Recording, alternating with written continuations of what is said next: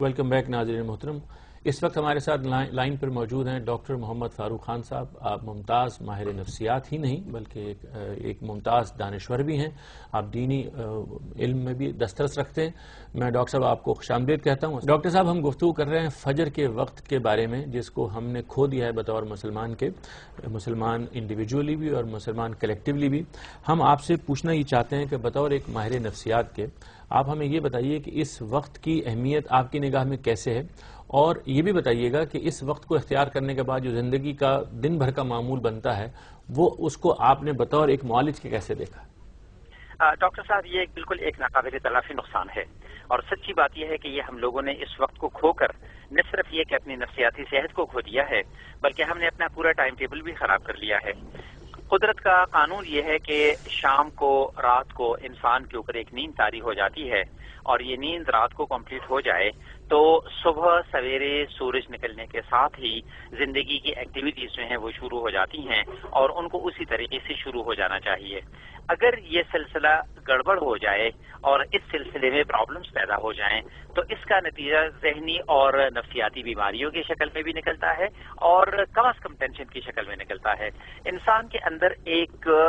گھڑی ہے جو اس کے ذہن میں لگی ہوئی ہے. وہ گھڑی انسان کو بتاتی ہے کہ یہ تمہارا قدرتی ٹائم ٹیبل ہے. اس قدرتی ٹائم ٹیبل کو کھو کر ہم کچھ نہیں پاتے بلکہ ہم تمام چیزیں کھو دیتے ہیں، اور اس کے نتیجے میں ہر ایک معاملہ ہماری زندگی کا وہ ایک غلط رخ اختیار کر دیتا ہے.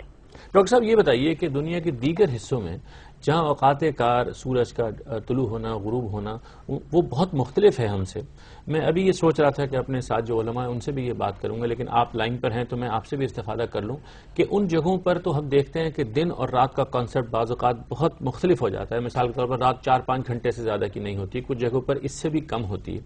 تو وہاں پر تو یہ جو فطری اوقات نماز کے ہیں وہ اس طرح نہیں رہتے، نہ وہ فجر اس طرح ہوتی ہے، نہ وہ تہجد کا وقت اس طرح ملتا ہے، نہ وہ مغرب اور عشاء کے درمیان وہ وقت ہوتا ہے. بلکہ آپ دیکھیے کہ نماز اور نہیں، اور صرف نماز ہی نہیں بلکہ روزے پر بھی اس کا بڑا اثر پڑتا ہے. اس کو آپ کیسے دیکھتے ہیں، یعنی سائنسی اعتبار سے بھی اور مذہبی اعتبار سے بھی؟ ڈاکٹر صاحب میں آپ کو بتاؤں کہ پوری دنیا کا اگر مشاہدہ کیا جائے تو ہمارے یہاں یہ ٹائم ٹیبل جتنا بگڑا ہوا ہے اتنا ساری دنیا میں کہیں بھی نہیں بگڑا ہوا. مثال کے طور پر آپ مغرب کو دیکھ لیجئے، ہمیشہ تمام دفاتر، وہ گرمی ہو یا سردی، وہ 8 بجے کھلیں گے اور وہ 4 بجے بند ہو جائیں گے، اور 4 بجے یا 9 سے 5 زیادہ سے زیادہ، زیادہ سے زیادہ یا 5 بجے پھر بند ہو جاتے ہیں. درمیان میں 1 گھنٹے کا وقفہ ہو جاتا ہے. اور پھر آپ یقین جانیے کہ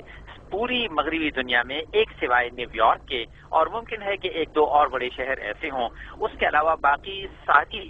دنیا میں وہاں 6 بجے دکانیں بند ہو جاتی ہیں، اور رات کے 8 بجے کے بعد تو پھر باہر نکلنے کا سوال ہی پیدا نہیں ہوتا. طلباء عام طور پر رات کے 8:30 یا 9 بجے سو جاتے ہیں، اور 10 بجے کے بعد تو پھر کسی کے جاگنے کا سوال ہی پیدا نہیں ہوتا. چنانچہ جن جگہوں میں سورج کے نکلنے کے اوقات ہم سے مختلف ہیں وہاں کے لوگوں نے تو اس ٹائم ٹیبل کو اس سے بھی زیادہ سختی کے ساتھ لیا ہوا ہے اور اس پر اسی طریقے سے عمل کر رہے ہیں. یعنی انہوں نے اپنے نظام اوقات کو اپنی گھڑی کے ساتھ ملا لیا، اور رات کو جاگنے کا سلسلہ نہیں آپ کے نظر میں. بلکہ اگر آپ یہ دیکھ لیجئے کہ وہاں تو یہ ہوتا ہے کہ یعنی بے شمار اوقات ایسے ہوتے ہیں کہ جن میں ہمارے یہاں فجر کے وقت میں لوگ بالکل باہر نکل جاتے ہیں، اور باہر وہ اپنی ڈیوٹیز پر چلے جاتے ہیں، جبکہ ہمارے یہاں آپ دیکھ لیجئے اسکولز کے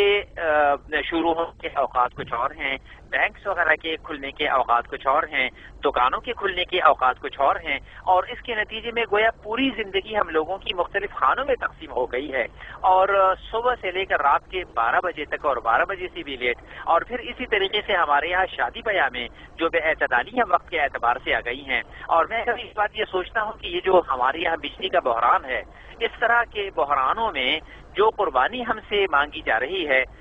اس طرح کی قربانیاں تو مغرب کے اندر عام طور پر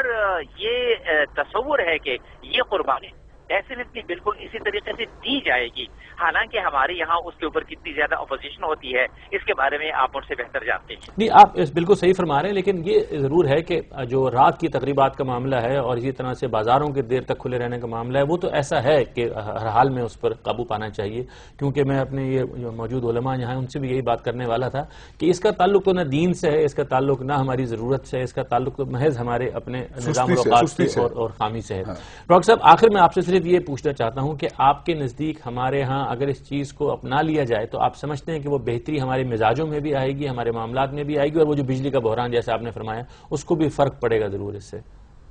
जिंदगी गुजारने का सबसे अच्छा तरीका कुदरती तरीका है, और ये वही तरीका है कि जिसके तहत एक इंसान फजर की नमाज पढ़ता है, फजर की नमाज के बाद वो थोड़ी बहुत तिलावत करता है, उसके बाद वो नाश्ता करता है, और नाश्ते के बाद सब लोग अपने अपने कामों पर निकल जाते हैं और शाम से पहले पहले अपने अपने कामों से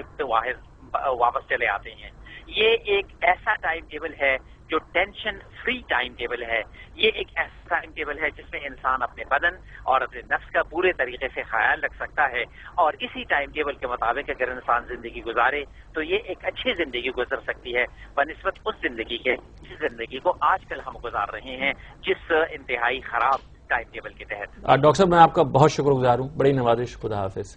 हाफिज साहब, मुझे आप अभी बता रहे थे कि बाज़ औक़ात आपके यहाँ भी जो दीनी मौज़ूआत पर आपकी गुफ्तगू होती है, जो तकरीबात होती हैं जिसमें दीन सीखने का मामला ज़ेर बहस होता है, वो भी ईशा की बात शुरू होती है। तो अब बात यह कि ये इस्लाह शुरू कैसे होगी? आप खुद एक क़यादत की जगह पर हैं। अगर हम जिक्र करते हैं कि भाई फजर के मामले को ज़िंदा किया जाए, उस वक्त को बेहतर किया जाए, तो फिर कैसे होगा अगर आप खुद ये काम ईशा के बाद शुरू करें? मैंने ये बात महसूस किया है कि वो तकरीबात जो आमिर शाह के बाद शुरू होती हैं उनका फ़ायदा उस अकेले खुतबा जुमा के मुकाबले में बहुत कम होता है जिसको हम दिन के वक्त सुनते हैं। उसकी वजह होती है कि रात के टाइम कुछ शौक की वजह से, कुछ दिलचस्पी की वजह से लोग आहत हो जाते हैं, लेकिन उनके ऊपर वो चाको चौबंद और जिस्म इतना उनका नशीत नहीं होता कि सहीवाना गुफ्तगू अब्जॉर्व कर सके। तो मैं तो खुद भी कई बार रिकमेंड करता हूँ, अपने चाहने वालों को भी रिकमेंड करता हूँ, और बल्कि तमाम मजहबी लोगों को रिकमेंड करता हूँ